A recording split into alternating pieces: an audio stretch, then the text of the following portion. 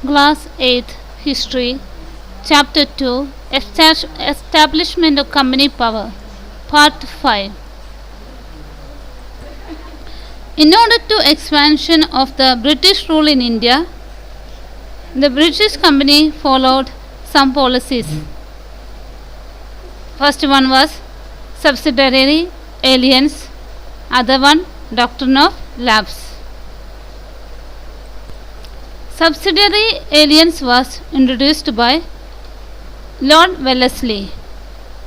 He became friendly with the Indian rulers, and slowly he brought this policy among them.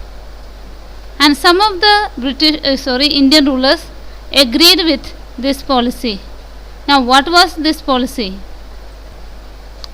British told that Indian rulers cannot have their own independent armies, but the British will give them protection by sending their armies, but the rulers have to pay for them. Some of the rulers were agreed to it, and they were very happy because they thought no need of any botheration about armies and not need to have any maintenance of them. So they agreed to follow this policy. But there was another problem. Even the British agreed to protect the rulers, but the British armies themselves tried to attack the kingdoms. Now the rulers had no armies to fight with them.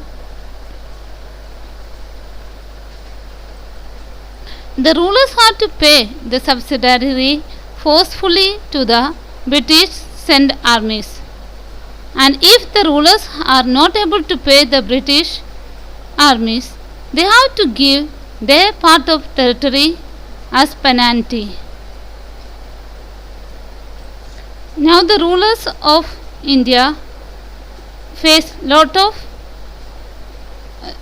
lot of territories, the kingdoms of theirs, and they didn't have enough army to fight with the British. The examples we can see: Nawab of Awadh. Then the Hyderabad was forced to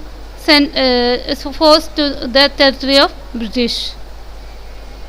This way, the subsidiary alliance became a problem for the Indian rulers, and their kingdoms came down, and the Britishers made wealth of these kingdoms, and they expanded their kingdom, their rule all over India.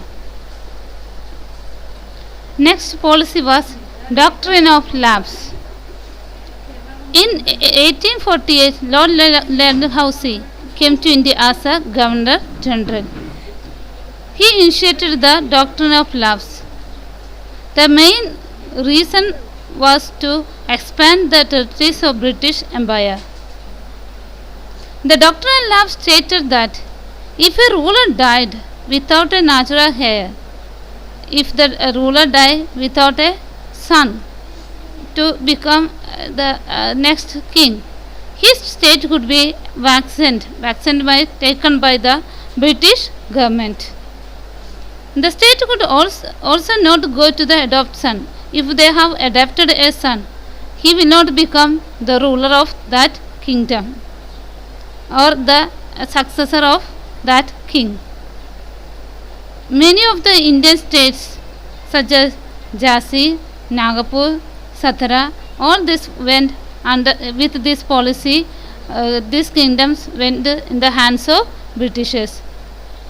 So this was another policy which the British East India Company brought out in order to expand their kingdom, their rule here. Conquest of Sindh.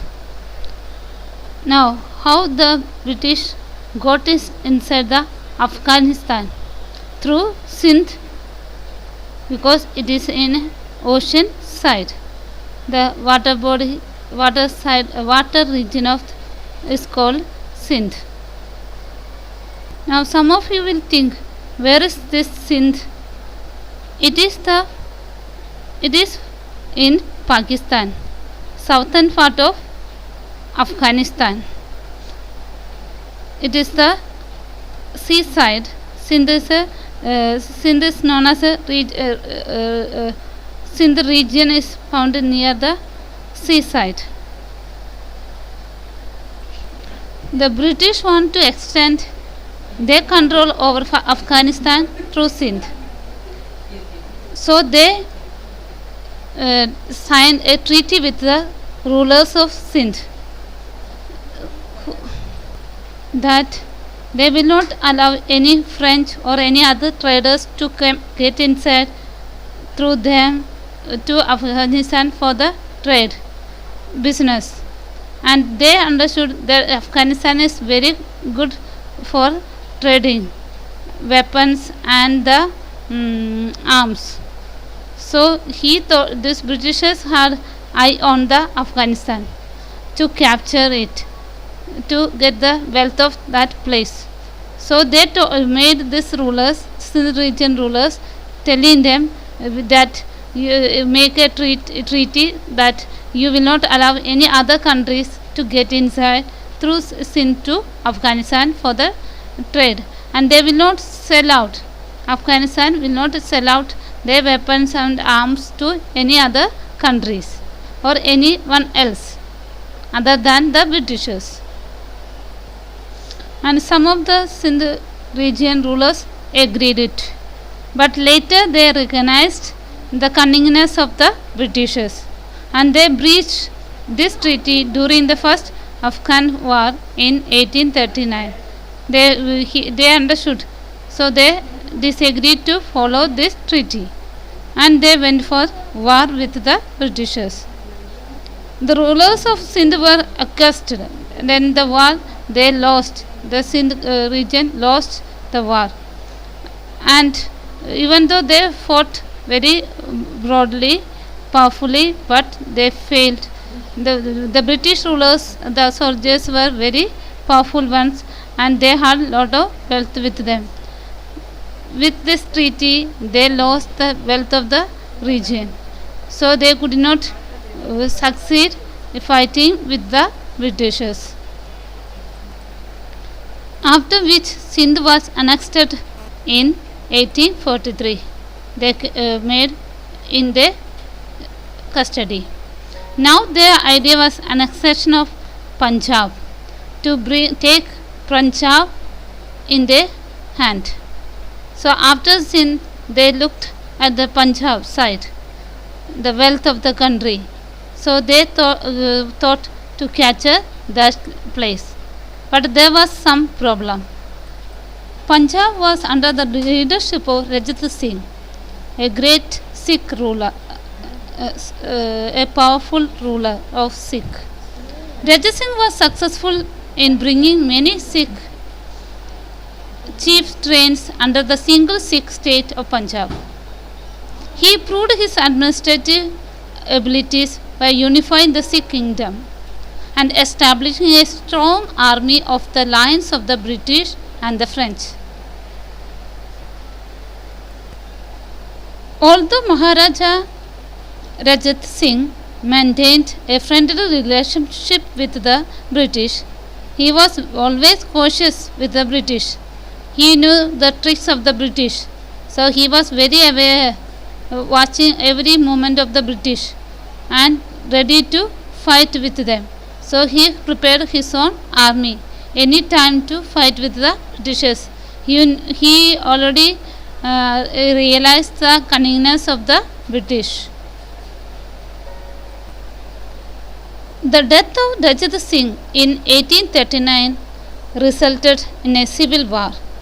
Then there was two wars, Anglo-Sikh wars. Since the Rajat Singh was very strong leader, he could fight with the Britishers. After him, those Sikh rulers came. They were not that strong to fight with the soldiers of British. The struggle for power after his death resulted in the victory of British over divided Sikh hegemony of the first war. The second war was brought due to the rebellion by the Singh governor Mulraj against the British. This rebellion was crushed by the Lord Dalhousie, who got a chance to interfere in the internal affairs of Punjab, and thus acquiesced it to the British Empire in Punjab. The son of Rajat Singh, Dalsip Singh, and his widow had to live under the pension of the British and were sent to England. They were taken to England, and they have to pay pension also. They were given some pension. They became weak rulers. Two Anglo-Sikh wars brought Britishers to defeat the Sikh and capture Punjab, and Punjab was also conquered and brought under the British Empire. Next one is annexation of Awadh. We already know with the doctrinal lapse, Lord Dalhousie already tried to capture the Awadh under their control, British control. Lord Dalhousie annexed Awadh and deposed the Nawab of Awadh, Wajid Ali Shah, in 1856. Misgovernance was cited as the cause of annexing Awadh. Despite of being royal to the British, the Nawab of Awadh was dethroned and exiled to Calcutta. Even though he was fully supporting the Britishers, the Britishers removed him from the kingdom, ruler as a king. Then they sent him to exile. Exile when the place sent from Awadh to south to in West Bengal side, Calcutta, and kept him there. He had no right to come out of it. He has to be there, kept as a exile. Many soldiers in the British army belonged to Awadh deeply resented the treaty of done to the Awadh. The people of those who were supporting the Awadh Nawabs, they were feeling very bad because he was supporting the British such a way, but last they put him in such a place, exiled, sent from his place to another place, not able to remain in his own state. That made people very sad, but they could not do anything because the Britishers were very powerful and they had a very powerful army with them. So Awadh also captured by the people. Also the Awadh king Nawab had no sons, so it is automatically the territory will go to the according to the Dalhousie's policy, doctrine of lapse, it is goes to under British control.